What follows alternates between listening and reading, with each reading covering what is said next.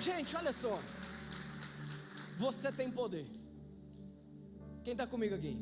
Repete comigo. Eu tenho poder.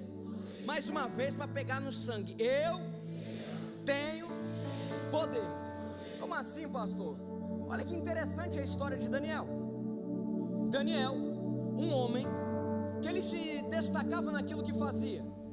Era um homem que, por se destacar naquilo que fazia, chamou a atenção do governador, do rei da época. Agora, por chamar a atenção do chefe, os concorrentes de função ficam revoltados com Daniel, ficam com ciúmes dele. Por ficarem com ciúmes de Daniel, sabendo que Daniel era um homem temente a Deus, e mais do que isso, eles entram em um período da vida de investigar a vida de Daniel, para ver se conseguiam achar algum erro, alguma falha, algo que não fosse de acordo com aquilo que o rei gostaria de uma conduta exemplar. Agora eles perceberam que não tinha nada. A conduta de Daniel era uma conduta ilibada, reta, debaixo de princípios, debaixo de valores. Não havia nada que poderia desabonar Daniel. Então eles, percebendo que desta forma não conseguiriam passar na frente de Daniel na disputa de um cargo melhor junto ao rei da época, então chegam à conclusão que o ideal é dar uma ideia para que o rei emitisse um decreto que nos próximos 30 dias, que todo o pedido, toda a petição, toda a oração, toda a angústia deveria ser entregue a ele. Todo o pedido deveria ser entregue a ele e não a qualquer outro Deus. E aquele que não o entregasse a ele deveria ser lançado na cova dos leões. No mesmo momento que Daniel descobre esse decreto, ele vai para sua casa, e assim como todos os dias, ele se prostra e ora a Deus. Agora, quando ele se prostra e ora a Deus, os concorrentes de Daniel, da posição, aqueles que são pessoas invejosas, aqueles que não queriam o bem de Daniel, estão ali observando, vão correndo e contam para o rei, falam assim: rei, é o seguinte, o decreto qual é? O decreto é aquele que é só para fazer pedidos ao Senhor, é só para fazer pedidos a você. Todo aquele que fizer pedido a outra pessoa, a outro Deus que não seja o seu Deus, esse será lançado na cova dos leões. É isso que está valendo, rei? É isso que está valendo. Pois é, Daniel se prostrou para o Deus dele. A história conta que o rei reluta porque ele gostava de Daniel, e ao relutar isso, o povo percebe que ele está relutando em chamar Daniel. A história conta então que aquele povo começa a falar assim: rei, se você não chamar Daniel, a sua palavra não tem vez. Se você não chamar Daniel, a sua palavra não tem validade. Então o rei, mesmo contrariado nos seus sentimentos, ele manda chamar Daniel. E quando Daniel chega diante dele, o rei dá mais uma oportunidade. Daniel se mantém firme, e mais fala o seguinte: olha, o meu Deus, se for da vontade do meu Deus, ele vai me livrar da cova dos leões. A história então fala que Daniel é lançado na cova. Repete comigo: Daniel é lançado na cova. Agora eles colocam uma pedra fechando aquela cova. A história conta que o rei fica angustiado, porque o rei gostava de Daniel. Então o rei fica preocupado, falando assim: meu, olha o que eu fiz. A história também fala que o rei não consegue dormir à noite, fica ali em jejum, fica em um estado de intercessão por Daniel. Agora, quando o dia começa a clarear, já havia prerrogativa, argumento para que o rei fosse lá e abrisse a cova dos leões. Era para passar uma noite.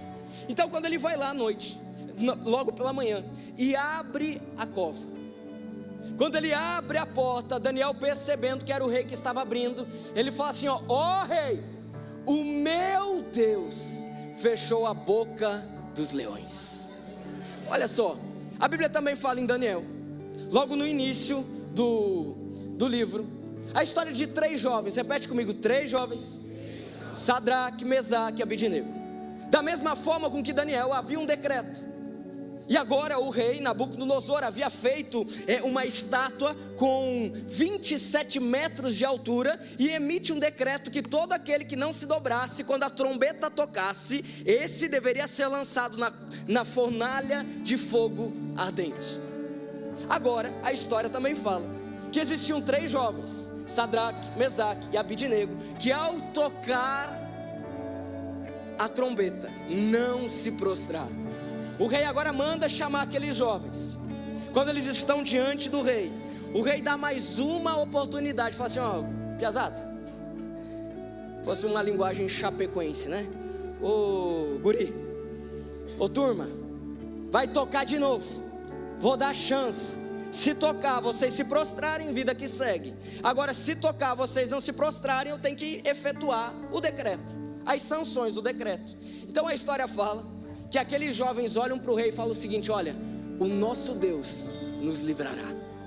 Então o rei, enfurecido, manda chamar os soldados.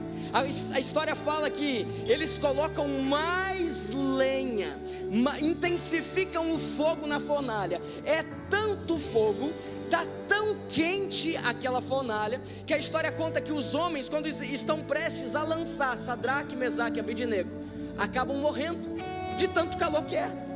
Agora olha que interessante, os jovens estão amarrados. A história conta que eles são lançados amarrados na fornalha de fogo ardente.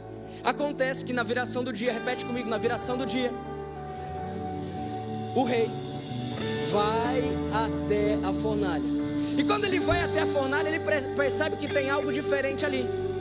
Então ele olha para as pessoas que estão com ele do lado e fala assim: olha, mas não foram 3 os jovens soltos? Pois é, foram. Então por que tem 4? Mais do que isso, eles estão todos caminhando, correndo lá dentro, como se nada houvesse acontecido. A história fala que aqueles jovens saem da fornalha, e a Bíblia conta que o rei, aquele que havia lançado aqueles jovens na fornalha de fogo, agora diz o seguinte: que todo joelho, que toda língua confesse o Deus de Sadraque, Mesaque e Abidnego. A pergunta que eu tenho para você, a pergunta que eu tenho para você nessa tarde e noite é: você tem fé?